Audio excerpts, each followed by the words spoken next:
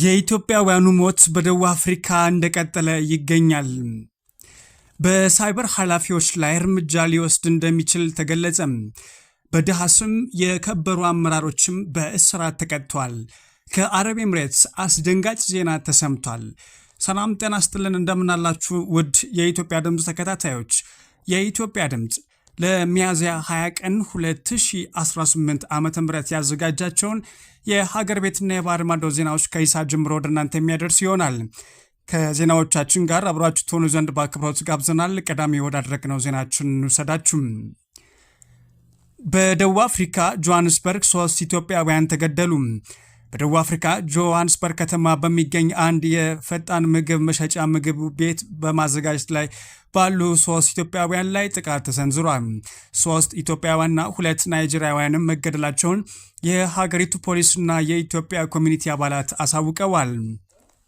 ጥቃቱ የተፈጸመው ትናንት ደቡብ አፍሪካ የመጀመሪያውን ዲሞክራሲያዊ ምርጫ ያደረገችበትና የነጻነት ቀኗን ወይም ፍሪደም ዴይ በምታከብርበት ሚያዝያ 27 ነው። ኢትዮጵያውያኑ ግድያውን የደረሰባቸው በጆሃንስበርግ ከተማ በሚገኝና የፈጣን ምግቦች መሸጫ ውስጥ ምግብ በመመገብ ላይ ሳሉ መሆኑም ተገልጿል። ጥቃቱ የተፈጸመበት ወቅትም መጤጠል አራማጅ ደቡብ አፍሪካውያን በስደተኞች ላይ የተቃውሞ ሰልፍ በማድረግ ጥሪ እያስተላለፉ ባሉበት ወቅት መሆኑን ከፍተኛ ስጋት ፈጥሯል። ይሁን እንጂ አንድ የሀገሪቱ ፖሊስ መኮንን ለተለያዩ አካላት በሰጡት መረጃ ግድያው በኢትዮጵያውያን መካከል በነበረ መጠቃቃት ወይም አለመግባባት የተነሳ የተፈጸመ ሊሆን እንደሚችል ያላቸውን ጥርጣሬም ገልጸዋል። ፖሊስ ለጥቃቱ መንስኤና ስለ አጥቂዎቹ ማንነት ተጨማሪ ምርመራ እያደረገ እንደሚገኝም ታውቋል። ይህ ዜና እስከ ተጠናቀረበት ሰዓት ድረስም በኢትዮጵያ መንግስት በኩል ስለ ጉዳዩ ምንም የተባለ ነገር ግን የለም። የኢትዮጵያ ኢንሹራንስ ዘርፍ ለውጭ ባለሀብቶች ክፍት ሊሆን ነው። መንግስት በኢንሹራንስ ኢንዱስትሪ ውስጥ ከፍተኛ ለውጥ የሚያመጣ አዲስ ረቂቅ አዋጅ አዘጋጅቷል። ይህ አዋጅም የውጭ ኩባንያዎች በሀገር ውስጥ የኢንሹራንስ ድርጅቶች ላይ ኢንቨስት እንዲያደርጉ፣ አክሲዮን እንዲገዙ ወይም የራሳቸውን የውክልና ቢሮ እንዲከፍቱ በሕግ ይፈቅዳል። በተጨማሪም ለዘርፉ የላቀ ጥራትና ግልጽነት ይረዳ ዘንድም ከብሔራዊ ባንክ ተለይቶ የሚቆይ የራሱ የቻለ ገለልተኛ ተቆጣጣሪ ተቋም እንዲቋቋም ረቂቅ ድንጋጌዎችም አካቷል ነው የተባለው። ይሁን እንጂ የውጭ ባለሀብቶች ተሳትፎ ላይ የተወሰኑ ገደቦች ተቀምጠዋል። አንድ የውጭ ስትራቴጂክ ኢንቨስተር በአንድ ኢንሹራንስ ድርጅት ውስጥ ወይም መግዛት የሚችል ድርሻ ከ40 በመቶ መብለጥ የለበትም ሲሆን ስትራቴጂካዊ ያልሆኑ ግለሰቦች ደግሞ እስከ 7 በመቶ ብቻ እንዲገዙም ተፈቅዷል። በጥቅሉም በአንድ ኩባንያ ውስጥም የሚኖር የውጭ ዜጎች አጠቃላይ የአክሲዮን ድርሻ ከ49 በመቶ እንዳይበልጥ በረቂቅ አዋጁ ላይ ተደንግጓል። የሀገር ደህንነት አደጋ ላይ የሚጥሉ የሳይበር ኃላፊዎች ላይ ጠንከር ያለ እርምጃ ሊወሰድ ነው። በቁልፍ መሰረተ ልማቶች ላይ ሆን ተብሎ የሚፈጸሙ የሳይበር ጥቃቶችና መስተጓጎሎች ተጠያቂነት የሚያሰፍን አዲስ የአዋጅ ረቂቅ ነገ እንደሚጸድቅ ታውቋል። ይህ በኢንፎርሜሽን መረብ ደህንነት አስተዳደር ወይም ኢንሳ የተዘጋጀው ረቂቅ አዋጁም የቁልፍ መሰረተ ልማት አገልግሎት እንዲቋረጡ ወይም ሚስጥራቸውን እንዲጋለጥ ያደረገ የሳይበር ደህንነት ኃላፊ ወይም ሰራተኛ ከ7 ዓመት እስከ 10 ዓመት የሚደርስ ጽኑ እስራት እንዲቀጣ ይደነግጋል። አዋጁ የወንጀል ጠያቂነት ብቻም ሳይሆን አስተዳደራዊ እርምጃዎች የሚያካትትም ሲሆን በቁልፍ መሰረተ ልማቶች ላይ የሳይበር ደህንነት ክስተት ሲያጋጥም በ48 ሰዓታት ውስጥም ለብሔራዊ የድንገተኛ አደጋ ምላሽ መስጫ ማዕከል ያላሳወቁ ተቋማትና ባለቤቶችም እስከ 2 ሚሊዮን ብር የሚደርስ የገንዘብ መቀጮ ይጠብቃቸዋል። ይህም የመንግስትና የግል ተቋማት ለሳይበር ደህንነት ያላቸው ትኩረትና ተገዥነት ለማሳደግ ታስቦ የተዘጋጀ መሆኑም ታውቋል። ይህ የቁልፍ መሰረተ ልማቶች የሳይበር ደህንነት አዋጅ ትኩረት የሚያደርገውም ለጥቃት ከተጋለጡ በብሔራዊ ደህንነትና ጥቅም ላይ ከፍተኛ ጉዳት ሊያደርሱ ይችላሉ ተብለው በተለያዩ ተቋማት ላይ ነው። ኢንሳ በሕግ በተሰጠው ስልጣን መሰረትም ያዘጋጀው ይህ ረቂቅ አዋጅም አገራዊ የኢንፎርሜሽን መሰረተ ልማቶችን ከጥቃት ለመከላከልና በዘርፉ ያሉ ባለሙያዎችና አመራሮችም የተጣለባቸውን ኃላፊነት በከፍተኛ ጥንቃቄ እንዲወጡ ለማድረግ ያለመ መሆኑም ተገልጿል። በችግረኞች ስም የመጣን ድጋፍ ለግል ጥቅማቸው ያዋሉ የቀድሞ አመራሮች በጽኑ እስራት ተቀጡም።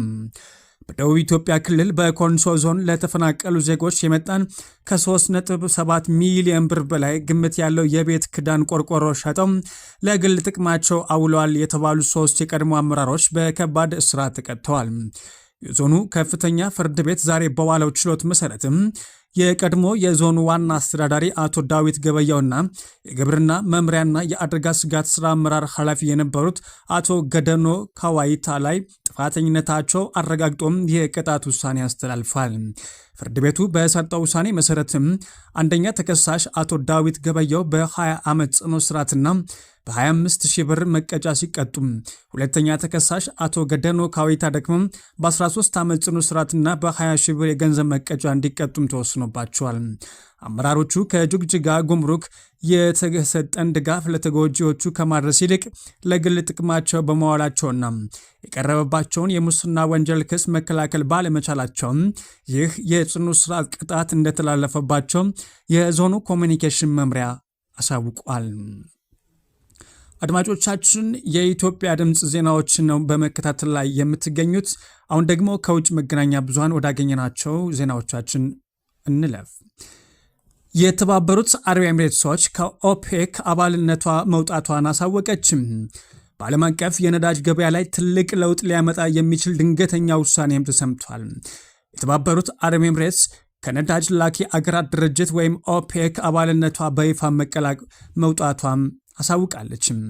ይህ ውሳኔ ኤምሬትስ በኦፔክ ሲጣልባት የነበረው የምርት ገደብ ወደ ጎን በመተው የራሷን የነዳጅ ምርት መጠን በራሷ ፍላጎት እንድትወስን ያስችላታል ነው የተባለው።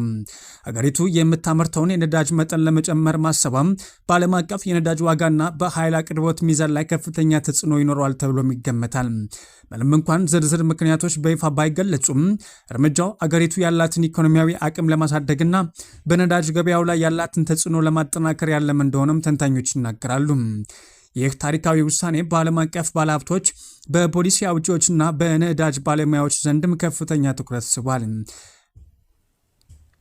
የጀርመን የስለላ ድርጅት በኢራን ደጋፊ ቡድን በአውሮፓ ጥቃት ሊሰነዝር እንደሚችልም አስጠነቀቀም። የጀርመን የደህንነት ባለስልጣናት የኢራን ደጋፊ በሆኑ ቡድን በአውሮፓ ተጨማሪ ጥቃቶች ሊፈጸሙ እንደሚችሉ አስጠንቅቀዋል። ጥቃቱም ከዚህ በፊት ከነበረው የበለጠ አደገኛ ባህሪ ሊኖረው ይችላል ብለው እንደሚያምኑም ባለስልጣናቱ ተናግረዋል። ቡድኑ ከዚህ ቀደም ብዙም የማይታወቅ ሲሆን ሐራካት አልሻብ አልያሚ አልኢስላሚያ ተብሎ የሚጠራም ነው።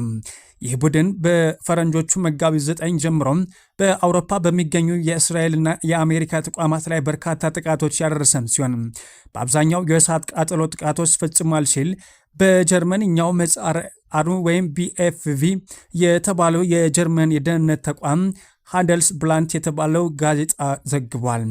ቡድኑ ከአሁን በኋላም ቀላል ጥቃቶች ብቻም ሳይሆን በረጅም ጊዜ ውስጥ የበለጠ አደገኛ ዘዴዎች ሊያካትት ይችላል የሚለው አዲስ ስጋት እንደሚሆንም ተገልጿል።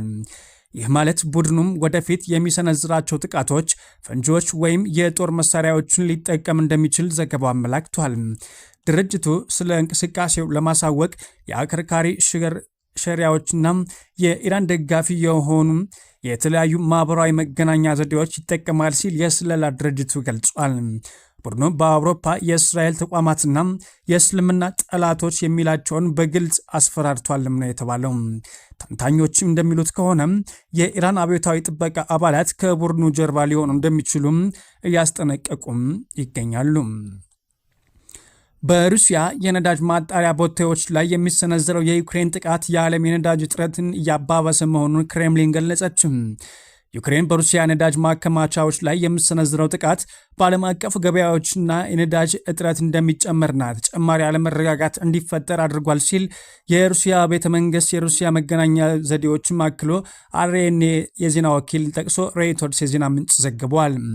እንደ ዘገባው ከሆነም የዩክሬን ድሮን ጥቃት ዛሬ ማክሰኞም በቱዋፕሲ ከተማ በሚገኝ የሩሲያ ነዳጅ ማጣሪያ ፋብሪካ ላይም ከፍተኛ የእሳት አደጋ እንዳደረሰ ባለስልጣናት ተናግረዋል።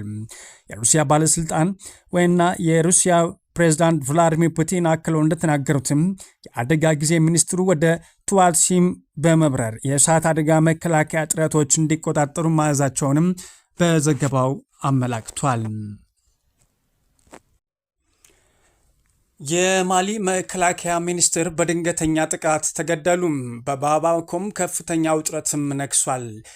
ባለፈው ቅዳሜ በዋና ከተማዋ ባማኮና በተለያዩ አካባቢዎች በታጣቂዎች በተሰነዘረ የተቀናጀ ጥቃት የማሊ መከላከያ ሚኒስትር ጄኔራል ሳዲዮ ካማራ መገደላቸውን መንግስት አሳውቋል።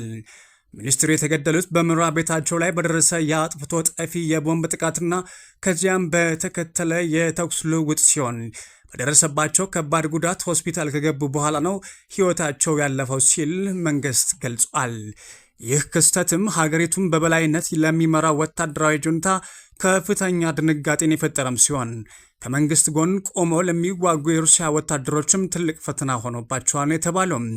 ከጥቃቱ ጋር ተያይዞም በሰሜናዊ የማሊ ክፍል የሚንቀሳቀሱ የቱዋግሬ ተገንጣይ ታጣቂዎች ኤፍኤልኤ ስልታዊ ጠቀሜታ ያላትን የኪዳል ከተማ መቆጣጠራቸውን አሳውቀዋል። የማሊ ጦር አዛዦችም ወታደሮቻቸውን ከከተማዋ ለቀው መውጣታቸውና ወደ ደቡብ አቅጣጫ አዲስ ምሽግ መያዛቸውን አረጋግጠዋል። ኪዳል ቀደም ሲል በመንግስትና በሩሲያ ቅጥረኛ ወታደሮች ተይዛ የነበረች ቢሆንም አሁን ግን በአማጽያኑ እጅ መውደቋ ለወታደራዊ መንግስት ትልቅ ተምሳሌታዊ ሽንፈት ሆኖም ተመዝግቧል። ውድ የኢትዮጵያ ድምፅ ተከታታዮች የኢትዮጵያ ድምፅ ለሚያዝያ 20 ቀን 2018 ዓ.ም ያዘጋጃቸው ዜናዎች እነኚህን ይመስላሉ። ከዜናዎቻችን ጋር አብራችሁ ስለነበራችሁ ከልብ እናመሰግናለን። ሰላምን ተመኘን።